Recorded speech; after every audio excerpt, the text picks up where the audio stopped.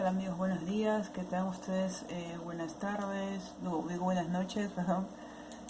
El día de hoy les quiero un poquito hablar sobre el encuentro de Castillo y Sagasti que estuvieron en el Palacio de Gobierno justamente hace unos días atrás. Un pequeño resumen nada más de lo que ha pasado. Quería comentar un poquito sobre esto. Bien. Empezamos. Dicen con respecto al peso político, una revisión de la historia política reciente muestra que el gobierno de Pedro Castillo será el segundo con menos representación parlamentaria desde la caída del fujimorismo en el año 2021. Y ahora un poquito sobre lo que están opinando acá.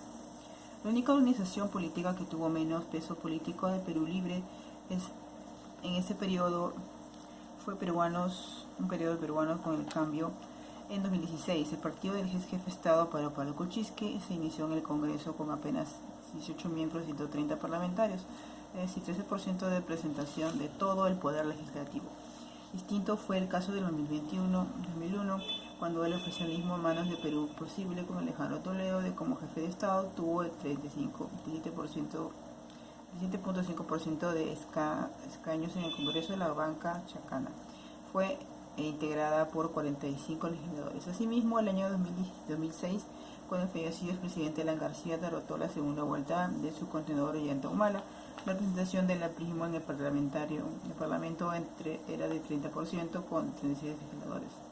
En total de 120. En ese periodo, la primera fuerza política con mayor número de legisladores fue Unión por el Perú, UPP, que llevó la candidatura de Humala con 45. Tras asumir la presidencia 5 años después con Gana Perú, el gobierno de Humala Tasso obtuvo el 36,1% de representantes en el legislativo, con 47 congresistas en un total de 130 curules. Le siguió Fuerza 2011, que con 37 escaños pasó a convertirse en la oposición. El poder legislativo no ha sido un acto pasivo con términos de la estabilidad política que requiere el país.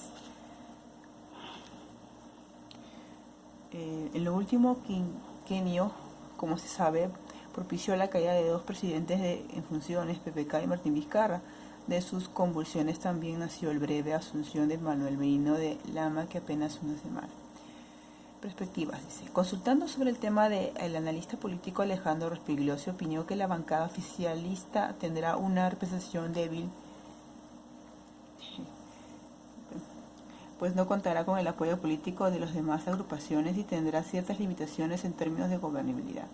La bancada es bien débil si el señor Castillo quiere durar los 5 años, está obligado a hacer alianzas políticas con otras bancadas y para ello necesita irse un poco al centro, manifestó Correo. Precisamente el especialista sostuvo que hay muchas comisiones en este Congreso que son importantes para darle gobernabilidad al Poder Ejecutivo, como por ejemplo los de presupuesto, economía, constitución, pero dijo que el PL, la espesida, deberá consensuar y llegar a un buen puerto con otras agrupaciones con el objetivo de no limitar la gestión que pueda emprender el régimen del electo presidente Castillo. Es importante que haya un gabinete amigable con los 130 congresistas, pero porque si hay uno de los que no es amigable con ellos, se va a los extremos de izquierda. No les darán el voto de confianza, estarán censurando, interpelando a sus ministros, indicó. De otro lado, Rospigliosi se refirió que una de las limitaciones que tendrá dicho partido será su pretensión de cambiar la Constitución vía referéndum debido al rechazo de la mayoría de bancadas. Es bastante inviable la Asamblea Constituyente vía referéndum porque la mayoría de bancadas no está de acuerdo. Una ley de reforma constitucional como la que anunció el presidente Castillo refiere un mínimo de 66 votos en el pleno más de referéndum y no los tiene. Ese es un gran obstáculo. El señor tiene que aterrizar en la realidad, dijo. Sin embargo, señaló que los únicos que podrían apoyar en todas sus propuestas serían Juntos por el Perú, JPP y el Partido Morado PM. Los 37 solitarios no pueden hacer casi nada en aprobar una ley orgánica que se requiere 66 votos. Tampoco los tiene para aprobar una ley ordinaria de 50 votos. en su poder ejecutivo en un débil respaldo en el Congreso, y eso es muy peligroso para la gobernabilidad. Para la gobernabilidad, perdón. Es lo que les estoy leyendo acá, es una opinión que están dando algunos periodistas con respecto a lo que Pedro Castillo quiere cambiar la Constitución y hacer muchas cosas, ¿no?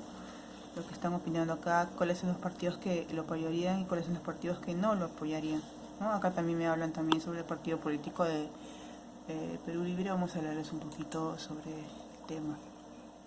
Dice, el partido político Perú Libre debería librar una dura batalla política en el Congreso. La proclamación de Pedro Castillo como presidente electo confirmó también que la bancada que lo defenderá en el Congreso en una de las menos numerosas de los últimos 5 gobiernos. Así el oficialismo,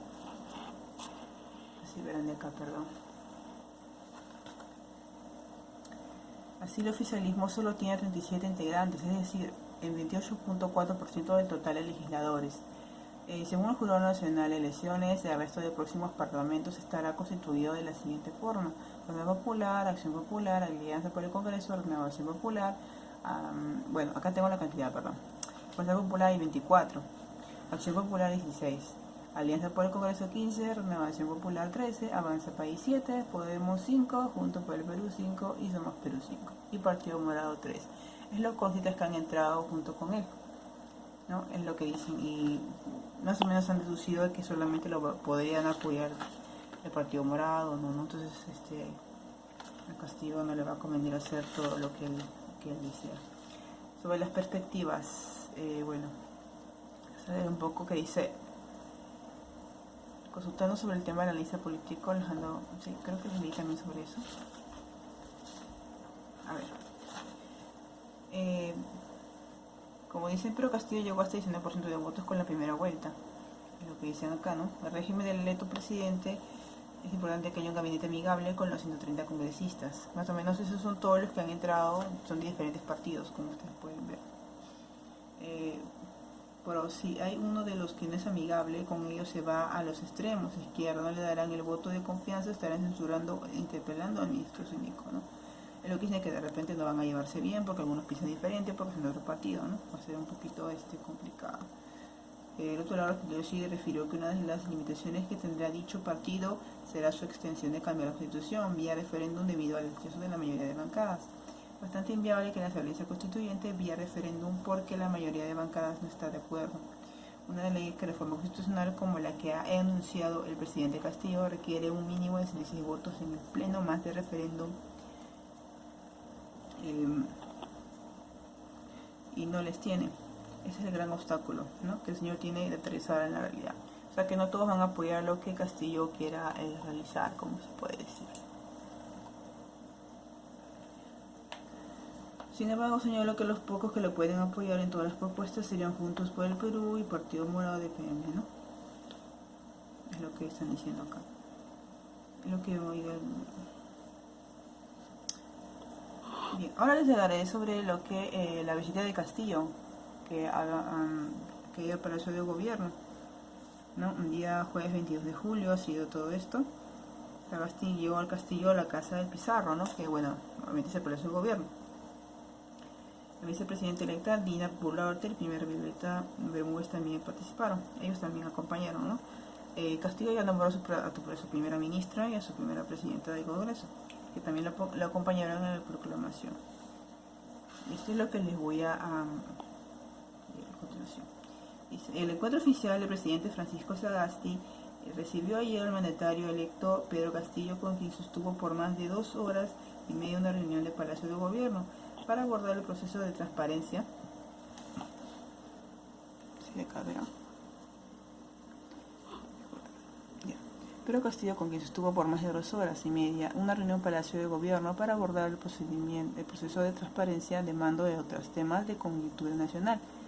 La cita, en la que también participaron el premier Violeta Bermúdez y la vicepresidenta electa Dina Boluarte, se programó a las 4 de la tarde. Cuando esta terminó, Castillo Terrones se despidió cordialmente de Sagasti en la puerta salida de la estación de Desemparada 2 y se retiró sin declarar. Este encuentro se produjo en tan solo 7 días de que el docente chotano, o sea, Jamarquiño, el 28 de julio asuma la jefatura del Estado. Vamos a seguir informándoles un poco más. Ese es cuando se encontraron algunas fotos de donde estaban pues con los demás congresistas, ¿no? Acá donde se encontraron recién, ¿no? La llegada del gobierno que visitó el palacio, todavía cuando Sagasti era presidente. Y Sagasti lo recibió perfectamente bien, ¿no? Ya que Pedro Castillo ha ganado limpiamente las elecciones, elegido por el pueblo, y no se encontró ninguna prueba de fraude, que es lo que denunció Keiko y los seguidores de ella, ¿no?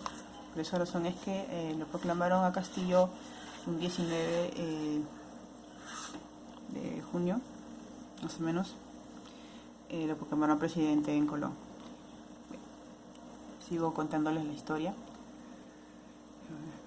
lo que sucedió en el Palacio de Gobierno.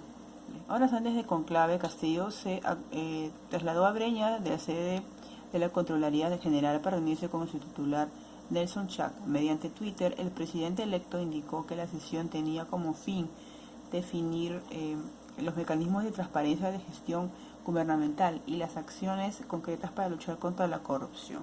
Bueno, han hablado un poco sobre el tema, ¿no? Aquí está Castillo dentro del Palacio de Gobierno, donde entró, ¿no? y habló con Sagasti, ¿no? En dicha actividad, Castillo le acompañaron Bela Orte, el economista Pedro Franque y el abogado Aníbal Torres. Según se informó desde el entorno del presidente electo, se deberá notificar hoy y la Contraloría quienes conformarán los equipos revisores de la información que presente en la gestión saliente para su acreditación. Asimismo, durante el día, Castillo recibió la visita en Breña del ex candidato presidencial Jorge Forsyth. Jorge Forsyth también estuvo, parece, poseído en los últimos días para asumir la cartera de Vivienda y Construcción. Al retirarse, Forsyth dijo que solo acudió para compartir con Castillo propuestas de plan de gobierno y que no discutió su posible participación en su gabinete. De eso no se ha conversado para nada, no es ningún interés, remarcó. Vemos acá más fotografías donde se sentó también en la silla, ¿no? Visitó todo el Palacio de Gobierno, tomó unas cuantas fotos, estuvo caminando por aquí con Sagasti, ¿no? Bueno, les sigo comentando. Dice, de eso no se ha conversado para nada, no es ningún interés, ¿no? Por la noche, Castillo se dirigió al Circuito Mágico del Agua en Cercado de Lima para el lanzamiento de la marca Cajamarca. En el lugar fue recibido por el ministro de Cultura, Alejandro Neira, y el gobernador de Cajamarca, Mesías Guevara. Es lo que, bueno, les he comentado un poco lo que ha pasado dentro del Palacio de Gobierno, ¿no? Cuando fue Castillo a entrar por primera vez al Palacio de Gobierno como visita. Bueno, lo recibieron bastante bien, estuvieron conversando como podemos ver acá en las fotografías, ¿no? Es cuando se dan la mano, están dentro del Palacio de Gobierno, ¿no? Enseñándole su casa, más o menos de dónde va a vivir, ¿no? Que es prácticamente ahí. Y lo que más bien me dio mucha curiosidad, amigos y amigas, no sé si ustedes habrán escuchado, cuando el juramento Castillo dijo de que él no iba a vivir en el palacio, sino que iba a irse donde su hermana, y que iba más bien a dejar el Palacio de Gobierno como museo, ¿no? Que no iba a vivir en la casa de Pizarro, es lo que dijo en una de sus juramentaciones que habló en el Congreso.